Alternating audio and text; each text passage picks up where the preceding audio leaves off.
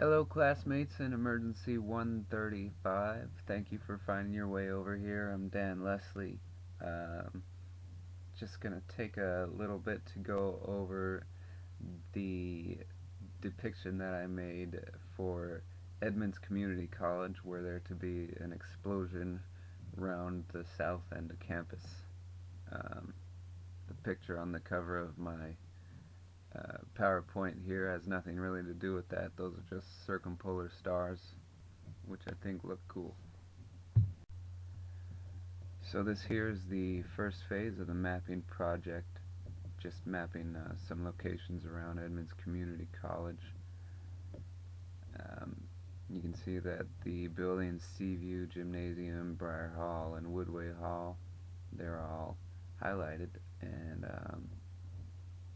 the corresponding evacuation routes and assembly areas for each building are also highlighted.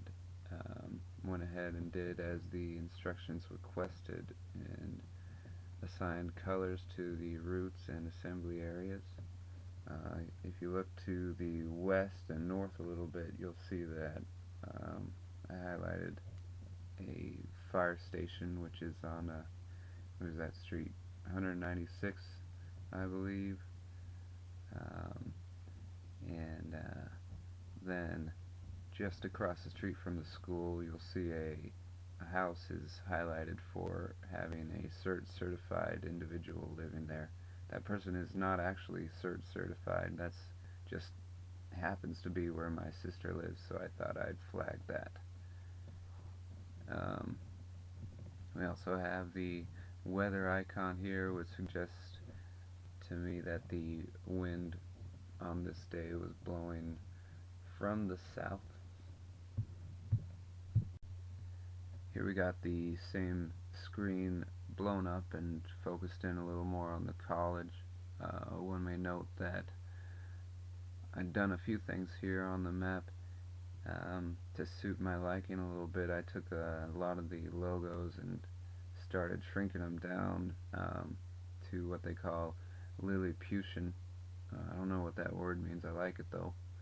And at this point, I hadn't figured out that you can uh, move those hover texts around and get them out of your way as well. So later on, it's a little more, it's a little cleaner.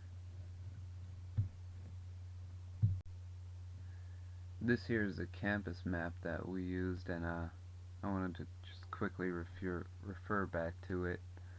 Um, the uh, the orientation is mixed up here. I like depiction that it keeps north to the top of the screen and south correspondingly to the bottom.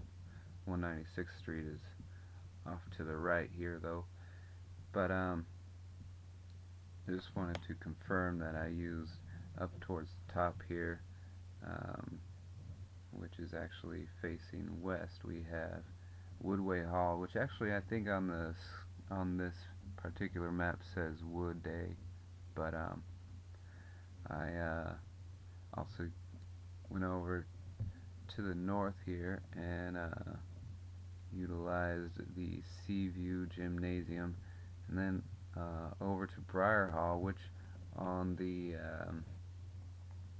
now it's fuzzy. It's not excellent resolution, but it didn't appear as if that building was uh, included in the satellite imagery that depiction downloaded. That imagery may be old, and that building is new. The locations that I chose for the assembly areas, though, are all um, sort of the closest places I thought of to bring people. The assembly area adjacent to Seaview Gymnasium is pretty large. There's two parking lots that I included in that one, and that's in case there was a large scale evacuation. That seems like probably the best area on campus to have everybody congregate. Here we have the depiction after I had um, blown up one of the buildings on the south portion of the campus, figuratively, and installed the various responder units and roadblocks, etc., including a heli spot. Um, Notably on the heli spot, uh, I would imagine that neither the responders, police, fire that is, nor the helicopter pilot would want to land that close. Thing is, going too far north on campus takes you well away from the incident. Going to the east of that particular incident gets you involved in a lot of trees. That's the clearest place that I could think of to put a helicopter. Um, the the instructions for the assignment asked whether or not we had to relocate an evac route or an assembly area, and based on the wind direction from the NOAA forecast here informing me that the wind was coming from the south, I decided not to. If the entire blast radius was that magenta circle right there, then it seemed to me that the Woodway Hall assembly area was a good enough spot to stick um, the ops commander and the various uh, police and fire responders that were going to manage the situation. Blown up now is that same page. Uh, just gets us in a little closer. You could see that at this point I figured out to move those darn hover text so they're not in the way no more. Um, did a lot of uh, shrinking of the logos here that represented each um, uh, police unit and fire unit and the buses, etc. Uh, Notably, I mapped the distance from that fire station that was to the northwest of campus um, to the first roadblocks here. Beyond that, I did not, because I just didn't want to make it cluttered, the map that is. But I would add them come to the south portion of campus, and then right on in to the building there. Is that not the building where the president is? Uh, that just occurred to me just now. That's a tangent, I'm sorry. The roadblocks here are designed to make it so that the police units that are on scene can manage access in and out of the campus.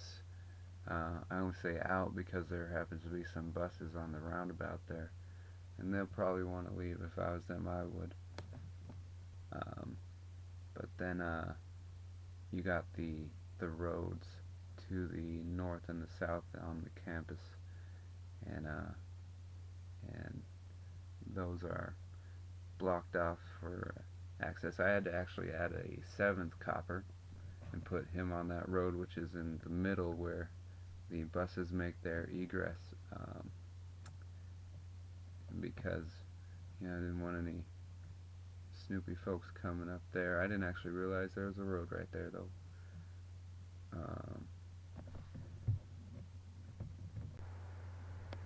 Thanks for, again, finding your way over to watch this here YouTube presentation.